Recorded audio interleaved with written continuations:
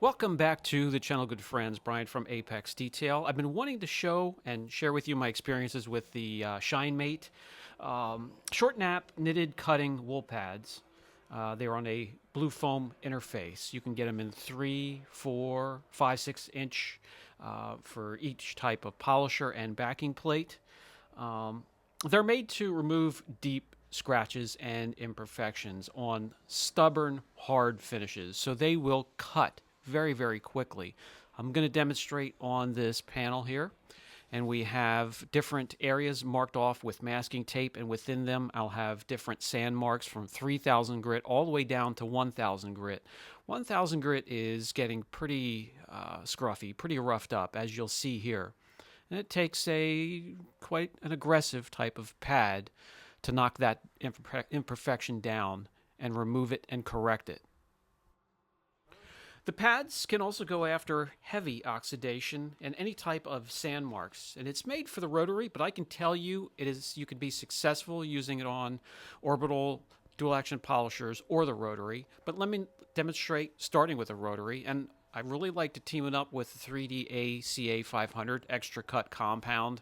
If you really want to get the work done quickly, cut down on heat and get in and out of there and move on. So we'll take a trip down through all of the areas of sand marks and a return trip going correction speed. The polisher will be between the 3rd and 4th speed setting, moderate pressure, and we'll see how far we get before this pad fails to do correction.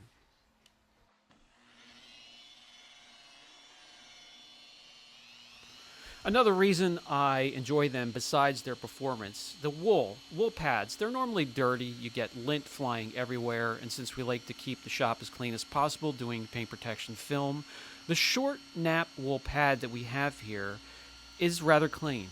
Every once in a while you'll find a little bit of lint flying around, or it'll tickle your nose, your nostrils. But for the most part, it'll be the compound, the heavy cutting compounds that make more of a mess than the pads.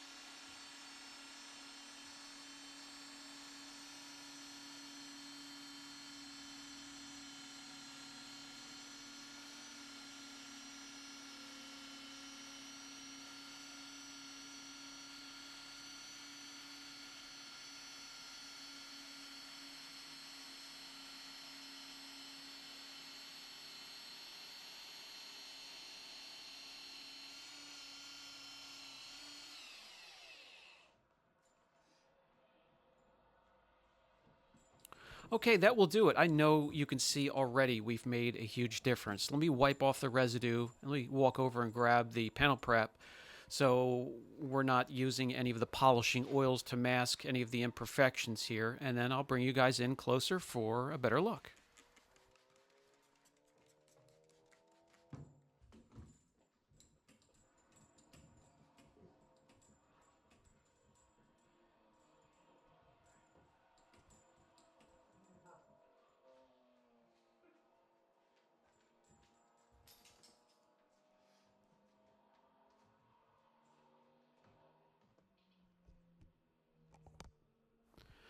And we'll show each area. We'll move on down. This is 3000 grit and then 2500. No problem with the first two areas. Most polishes, you can polish out 2500 and 3000 grit with a fine polish. It's these middle sections here, 2K, no problem there whatsoever. 1500 grit, now we're getting into some real scruffy areas, no problem there. And down into the 1000 grit sand marks. That takes an aggressive pad to take care of that, and it had no problem whatsoever. Now, there is haziness. There's no misconceptions whatsoever. You will need to finish down it'll be a 2-step process if you're using this pad. You'll need to finish down to a non-aggressive foam pad and a finish polish. Using the swirl finder, you're going to see that the areas are indeed hazed over, but those underlying deep imperfections are gone. By the way, that was all done with hardly any effort on my part. The polisher wasn't screaming on the highest speed setting. I wasn't flailing my arms about. A nice even keel motion all the way across the panel, a smooth ride. That's another important factor with the rotary. Some that do not have a ton of time behind the machine will find that it will skip often, and with these pads, there's hardly any skipping or chattering whatsoever. Now let me swap polishers.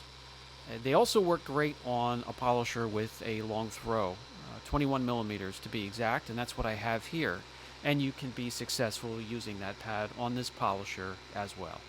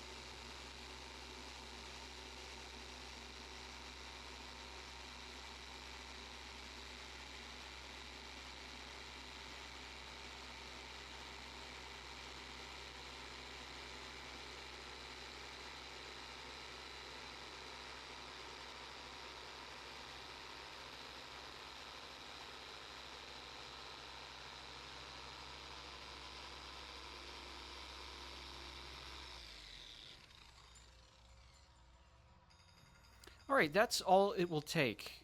Two passes, one pass down, one pass back. Let me remove the residue and use a panel prep as well. And I'll bring you guys in. I know you can already see that we have made some huge improvements, even in those heavier sand marks down towards the end of the panel.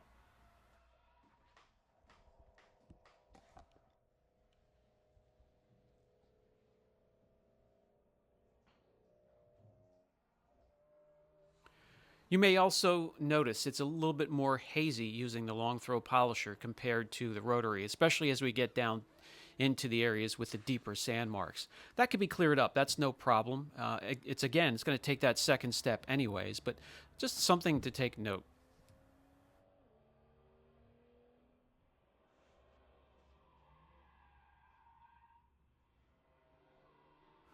1,000 grit sand marks, no problem. Okay, so if you ask me, well, no problem there. You're using a rotary and a long throw polisher. What about a smaller polisher? Well, I'm going to grab a 3-inch polisher. It, of course, has a smaller throw. There's going to be less energy there being transferred from the polisher to the surface. You would think there would be less correction being done. Let me take the same trip down, same speed, pressure, and arm speed, and we'll see what happens.